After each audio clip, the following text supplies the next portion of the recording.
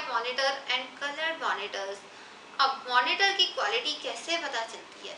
Monitor की quality उसके resolution से पता चलती है। अगर कोई कहे कि इसके इतने पिक्सल्स है, रेजोल्यूशन जितने ज़्यादा पिक्सल्स हों उतनी ही अच्छी क्वालिटी होती है, और जितनी अच्छी क्वालिटी हो डेफिनेटली उतना ही महंगा मॉनिटर होता है। और मॉनिटर के बगैर आपको पता है कि कंप्यूटर का कोई फ़ायदा नहीं। जब तक आपको आउटपुट शो नहीं हो रहा तब तक उसका कोई ऐसा यूज़ नहीं। इवन आपका जॉ स्क्रीन रीडर भी वही चीज़ रीड करता है जो मॉनिटर के ऊपर शो होती है। इसलिए मॉनिटर स्क्रीन आप चाहे डायरेक्ट ना भी उसे व्यू कर रहे हो तब भी वो आपके लिए उतनी ही इम्पॉर्टेंट है। अब इसके बाद हम देखते हैं अपनी सेकेंड आउटपुट डिवाइस। अब आपने अक्सर देखा कि प्रिंट आउट आपको काफ़ी कामों के लिए ज़रूरत पड़ेगी प्रिंट्स की। मैं खुद अपना जो डाटा है वो इनपुट फॉर्म यानी सॉफ्ट कॉपी फॉर्म में मैनेज करती हूँ, और उसके बाद मुझे अक्सर ज़रूरत पड़ती है कि उसके प्रिंट आउट्स लेके किसी से कम्युनिकेट किए जाएँ। तो अब प्रिंट्स के लिए जो आप एक डिवाइस यूज़ करते हैं उसे हम कहते हैं प्रिंटर। अब प्रिंटर जो है आपको पता है कि मॉनिटर के बगैर तो आपका लैपटॉप भी नहीं होता। मॉनिटर, कीबोर्ड, टच पैड वगैरह, यानी कि माउस की जैसे आपने बात की थी, ऐसे लैपटॉप में एक पैड होता है जिसे आप टच पैड कहते हैं और वो माउस का काम करता है। तो जी ये कुछ बेसिक डिवाइसेस हैं, उनके बगैर तो आपके पास लैपटॉप भी नहीं होता। माउस यानी कि touch pad, keyboard and monitor. लेकिन प्रिंटर एक ऐसी डिवाइस है जो बहुत इंपॉर्टेंट तो है, लेकिन आपको इसको एक्सटर्नली साथ अटैच करना पड़ता है। It is a peripheral device. ये कनेक्ट तो अगर आप लैपटॉप से करें तो ये यूएसबी पोर्ट में होगी, लेकिन अगर आप इसको वैसे डेस्कटॉप कंप्यूटर से करें तो ये सीपीयू के साथ कनेक्ट होगा।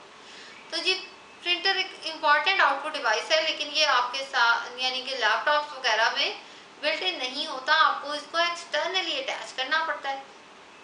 अब इसमें टू टाइप ऑफ प्रिंटर्स हैं। एक आपका अब देखते हैं impact printer and non impact printer.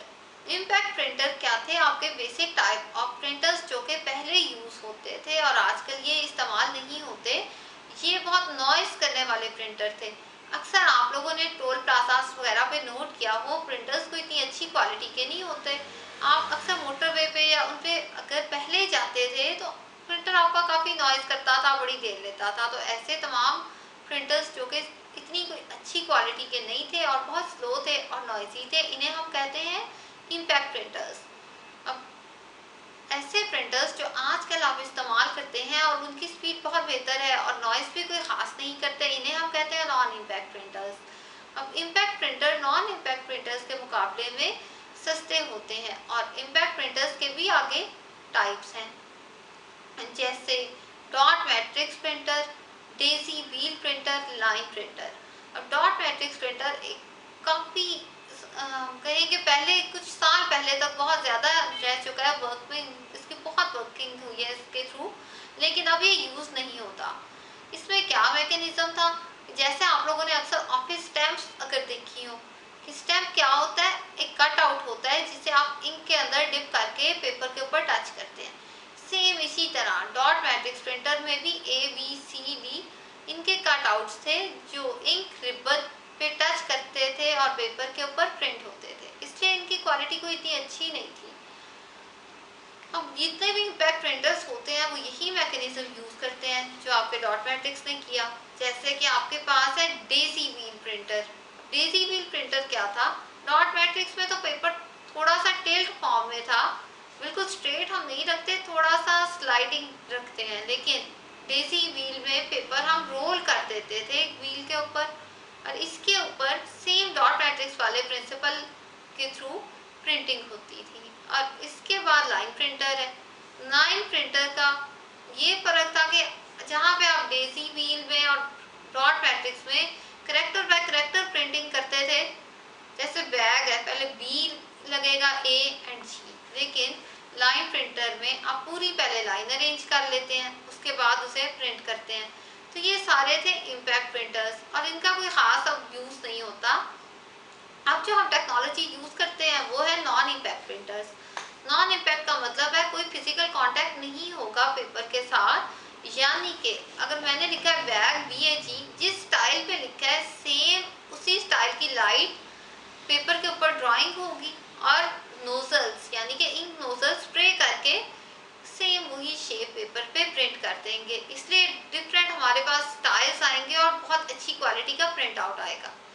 तो ऐसे प्रिंटर्स को हम कहते हैं नॉन इम्पैक्ट। अब नॉन इम्पैक्ट प्रिंटर में भी आजकल आपके पास सबसे ज़्यादा लेज़र प्रिंटर यूज़ हो रहा है क्योंकि इसकी स्पीड बहुत अच्छी है, लेकिन ये बाकी प्रिंटर से महंगा है। बाकी प्रिंटर्स आपके पास इंकजेट या बबल जेट हैं और ये हैं तो नॉन इम्पैक्ट, लेकिन ये यूज़ इतने खास नहीं होते। अब प्रिंटर्स को हमने देखा, लेकिन बहुत सा ऐसा काम है जो प्रिंटर्स भी प्रिंट नहीं कर सकते। जैसे आप लोगों ने अक्सर सड़क पे जाते ये बात सुनी हो, ये फ्लेक्स बोर्ड बहुत बड़ा है, ये कम से कम 10 फुट का होगा। अब प्रिंटर तो एक पेपर को प्रिंट कर सकता है, 10 फुट का फ्लेक्स बोर्ड ना तो आप हाथ से प्रिंट कर सकते हैं और ना ही आप प्रिंटर के थ्रू। अब ऐसे तमाम बड़ी चीज़ों को प्रिंटिंग के लिए जो हम डिवाइस यूज़ करते हैं, इसे हम प्लॉटर कहते हैं। और प्लॉटर की भी टाइप्स हैं, फ्लैट बेड एंड ड्रम, लेकिन हम इनकी डिटेल्स में नहीं जाएंगे। हम सिर्फ ये देखते हैं कि ये भी एक आउटपुट डिवाइस है। अब यहाँ तक हमने देखी कुछ इनपुट डिवाइसेस, आउटपुट डिवाइसेस। तो क्या इनपुट आउटपुट डिवाइसेस के अलावा भी डिवाइसेस हैं? जी हाँ, इनके अलावा भी आपके पास स्कैनिंग डिवाइसेस हैं, स्टोरेज डिवाइसेस हैं और नेटवर्किंग डिवाइसेस हैं। हर बहुत टाइप की डिवाइसेस आती हैं। अब हम देखते हैं third type of devices, scanning devices. अब जहाँ इनपुट आउटपुट आपकी हार्डवेयर थी, वहाँ स्कैनिंग डिवाइसेस भी एक्चुअली होती तो इनपुट डिवाइसेस ही हैं और ये हार्डवेयर ही होती है, लेकिन इनका कीबोर्ड माउस के साथ क्या डिफरेंस है कि स्कैनिंग डिवाइसेस को हम सोर्स डाटा एंट्री डिवाइसेस कहते हैं और जहाँ पे आप कीबोर्ड में एक एक वर्ड करके एंटर करते हैं, स्कैनिंग डिवाइसेस में पूरा पेज अब विद इन फ्यू सेकेंड्स 2 और 3 सेकेंड पूरा पेज स्कैन कर लेते हैं। ऐसी डिवाइसेस जिनके थ्रू आप डायरेक्ट डाटा एंटर कर सकें, इन्हें हम कहते हैं सोर्स डाटा एंट्री डिवाइसेस। इसमें आपके वीडियो कैमरास आ जाते हैं, कैमरास आते हैं और उसके अलावा आपके स्कैनर्स आते हैं। तो जी ये थी हमारी सोर्स डाटा एंट्री डिवाइसेस।